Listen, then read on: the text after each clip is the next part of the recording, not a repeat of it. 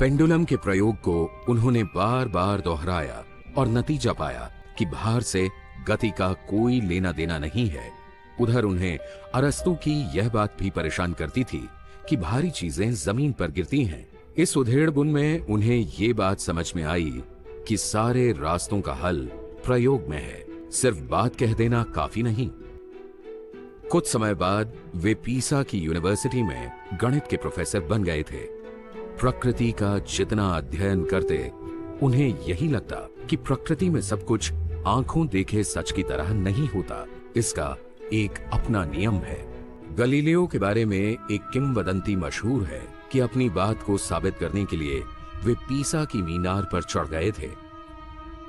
वहां से उन्होंने अलग अलग भार की दो चीजों को रस्सी से बांधकर नीचे गिराया, लेकिन दोनों ही चीजें एक साथ गिरी। देखा जाए तो गिरने की प्रक्रिया में रस्सी तोड़कर भारी चीज को हल्की चीज से अलग हो जाना चाहिए था। गलीलियो का दिमाग पेंडुलम की तरफ गया। ऐसा कैसे हो सकता है कि अलग अलग तरह के पेंडुलम के दोलन का समय एक हो? आखिर पेंडुलम भी तो ऊपर से नीचे की तरफ और फिर नीचे से ऊपर की तरफ एक निश्चित समय सीमा में ही डोलता है। बीच में कुछ तो है जो भारी और हल्की चीजों में फर्क पैदा करता है। कहीं ये फर्क हवा की वजह से तो नहीं है? गलीलियो खुद अपनी बात से आश्वस्त हो रहे थे। भारी और हल्की चीजों की गति उनके भार से नहीं बल्कि हवा के घर्षण से तय होती है। यही नियम पेंडुलम पर भी काम करता है।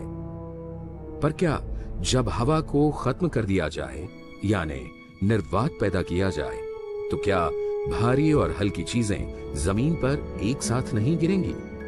इस बात को बेहतर ढंग से समझने के लिए हम खुद एक प्रयोग करते हैं। एक ट्यूब लेते हैं और इसकी हवा निकाल देते हैं।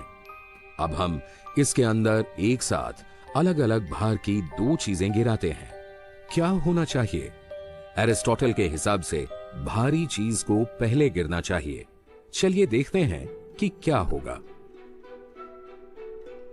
अरे, दोनों ही चीजें एक गति से नीचे आ रही हैं और साथ ही गिर भी रही हैं।